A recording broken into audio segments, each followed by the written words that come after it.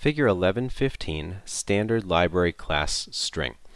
In this example, we basically are taking the main program from our implementation of a string class that we demonstrated earlier in this lesson and showing you many of the same capabilities as implemented in the C++ standard library string class.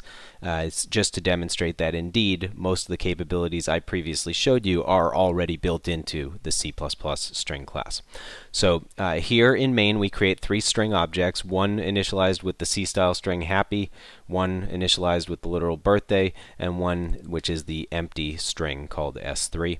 And we start by outputting the contents of those three objects. Now if I stop there and show you the first line of the output, you can see S1 is happy, S2 is space birthday, and S3 is the empty string. As I mentioned, the C++ string class has built into it all of the relational and equality operators. So just like I was able to do with my string class, I can compare string objects using the standard library class using double equals, not equals, greater, less than, and less than or equal to as well. So if you take a look at the output window here, once again you can see the results with false and true being displayed based on the comparisons of happy and birthday, and it yields the same results that we got in our version of the string class. Now, the designers of the C++ string class, rather than using the not operator to determine if a string was empty, actually implemented an empty member function, which is a little bit more readable than the way that I chose to implement it. I, of course, am trying to demonstrate how to overload various operators, which is the reason I chose to use the not operator in my example. So here we're just checking to see if S3 is empty. If so, we'll display that it is. We'll assign S1 to S3 and then display the new value of S3. And here you can see that indeed it was empty, so we assigned S1 to S3, and now S3 is the string happy, just like S1. Now we demonstrated the plus equals operator to you in our version of the string class, and once again we're doing the same operations at lines 39 and 44 that we did in our version of the class. The difference in the case of the string class that's built into C++ is they've provided two different versions of the overloaded plus equals operator, one which takes two string objects and concatenates them, and one that takes a string object and adds a C-style string to the end of it. But the results are still the same, and by the way, notice that we're also able to output string objects in their entirety as well. So demonstrating the plus equals, you can see that when we add S1 and S2 together, we get happy birthday stored in S1. And when we add 2U to the end of S1, we then get S1 with the value happy birthday to you. So the plus equals operator works just as ours did as well.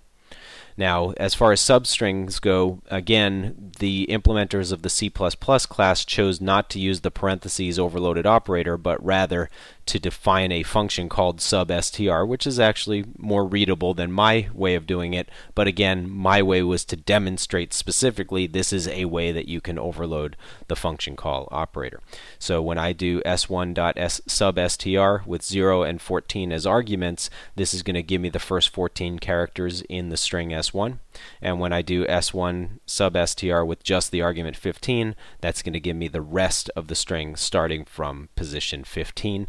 And just like in our version of the program previously, when I get the first 14 characters, I see happy birthday. And when I get from position 15 forward, I get 2U. And by the way, the happy birthday includes a space at the end of it as well. And then we demonstrate here that we can dynamically allocate a string object, and we're calling the copy constructor to copy S1 into the new object that S4PTR points to. We output that object that S4PTR points to demonstrate that it got copied, so we see happy birthday to you. And we just want to demonstrate that a self-assignment in using the standard library class is also not going to destroy the underlying dynamic memory. So when we do this assignment, we still expect S4 to contain the same values, and indeed it does. And then we delete that dynamic memory.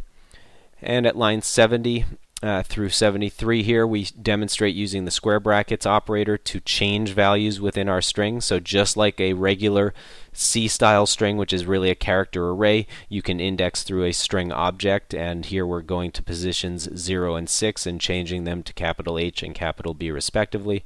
And after doing so, we can see that the string is now happy birthday with capital H and capital B to you. And the last issue is, of course, in our version of the square brackets operator, we performed bounds checking. And in the built-in string class, the square brackets operator does not perform any subscript bounds checking. So if you want to get that, you can use the at member function instead, which does do bounds checking and throws an exception, quote unquote, when an out-of-range index is encountered, or an out-of-range subscript. So here we're trying to say place the character D into position 30 in the string S1, but that's beyond the end of the string because the string is not that long. So when I did that, let me go ahead and dismiss my output window for a moment here and rerun the program. And in Microsoft Windows, I get this dialog box popping up when the exception occurs because I didn't handle the exception, and I can simply click abort or ignore, and then it just ends the program at that point. So when I attempted to do that assignment, the program failed and terminated, which is very similar to what I did in my version of the string class example. The key difference is that because they're throwing an exception, once we introduce exception handling, we could wrap this code in what's known as a try statement, and that way we could be notified at runtime when that problem occurs, catch that problem, and possibly deal with it in a nice manner. So again, the key point of this example was to demonstrate the similarities between the string class that we created from scratch and the one that's built into C++, which, by the way, came about long after we actually implemented our string class in a very early edition of our book, C++ How to Program. But obviously, we were implementing things that we felt were common uses of strings, and the designers of C++ eventually created this string class that also had many of those same features, and we tweaked our example after the fact to add in some features that they included as well.